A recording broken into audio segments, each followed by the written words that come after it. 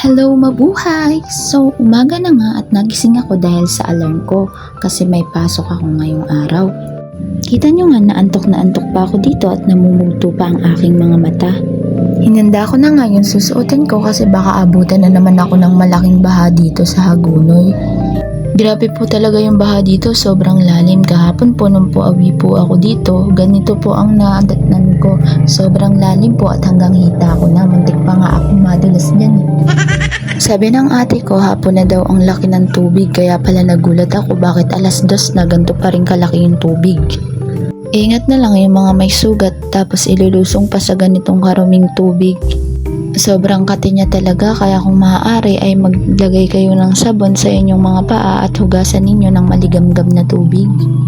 Diyan nga mga mare ay bumalik ulit ako sa paghiga ko kasi antok na antok pa talaga ako. Pinag-iisipan ko kung papasok pa ba ako o hindi. Hindi ko nga alam mare kung bakit ako nag-vlog ng ganito. Sabi kasi ng ate ko malaki ang kitaan dito so itry natin.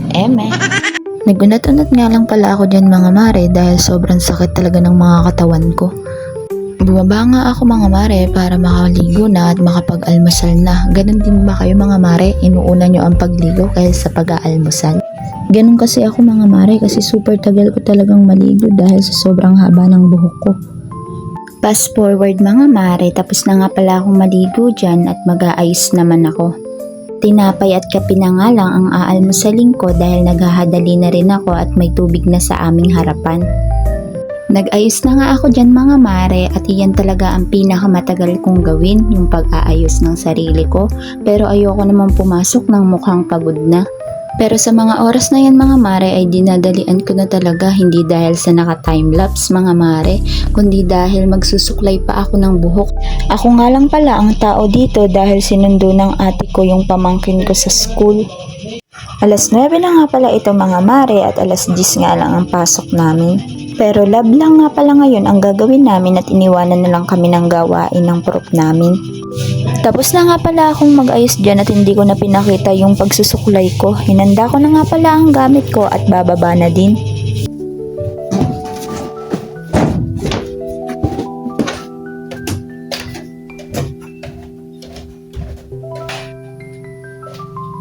Naglagay nga lang pala ako ng tubig sa tumbler para may pambanlaw ako sa paa mamaya. Mahirap na nga mga mare na baka makakuha tayo ng sakit dala ng maruming tubig. Lumabas na nga ako ng bahay dahil malayo-layo pa ang lalakaran ko papunta sa sakayan ng jeep. Anong oras pa nga lang pero ganto ng kalalim dito sa dinaraanan ko. Nasa iskinita pa nga lang ako pero grabe na hanggang binti na yung tubig. Sa labasan ay sobrang taas. Fast forward mga mare, hindi ko na nga pinakita yung paghuhugas ng paa ko pero naghugas ako dyan mga mare. Naghahadali na lang ako dahil anong oras na din. Nandito na nga ako sa sakayan ng jeep ngunit walang dumadaan na pa BSU crossing. Merong dumadaan pero puro pa malolos bayan o di kaya naman ay punuan na. Ilang oras na akong naghihintay dito pero wala pa ding dumadaan. Sa mga oras na ito mga mare ay hindi pa din ako nakakasakay. 10:30 na pero wala pa ding nagdadaan. Chinachat na ako ng mga kaklase ko kung nasaan na daw ba ako. Sinabayan pa ng matinding traffic at init.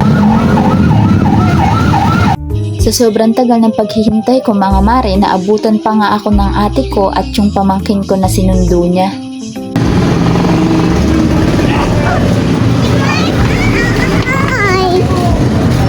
Sa wakas mga mare, after 365 days ay nakasakay na din ako. Sobrang init nga mga mare dahil sa sobrang siksikan sa jeep at sinabayan pa na matinding traffic.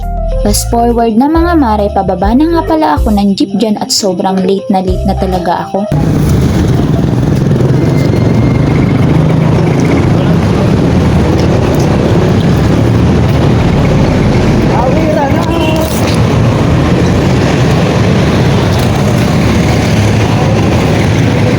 Sobrang layo pa talaga ng lalakarin ko dyan dahil sa second building ang room namin.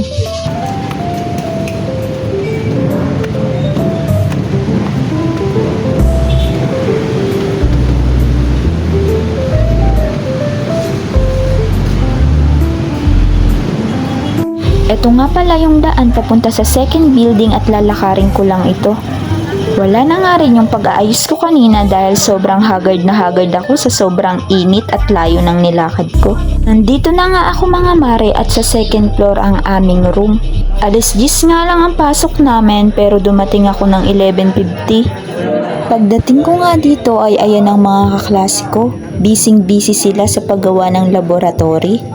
Eto nga pala yung mga kaibigan ko at yung mga ka-groupmates kong masisikip, lalo na yan. Oh, wow! Wala pa nga akong ilang minutong nakaupo ay nag-aya na naman tong mga kaibigan kong masisikip na kumain daw.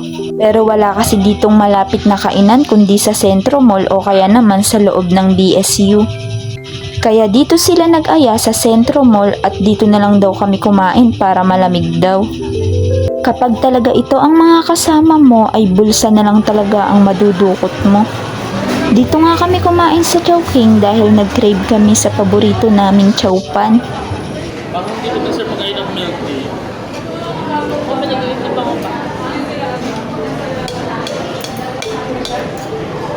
After namin kumain ay nag-aya naman tong kaklase ko na bumili daw kami ng brownies sa loob ng BSU.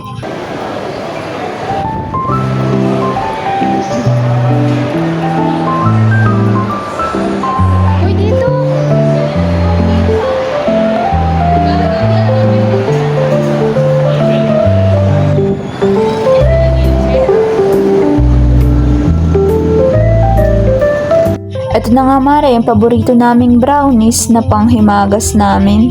Sobrang daming ang tao dito ngayon dahil graduation nga pala nila. Bago nga pala kami bumalik sa aming room ay nagpasama muna sa amin tong kaibigan naming masikip na mag-withdraw ng pera dahil wala na daw siyang pamasahe mamaya.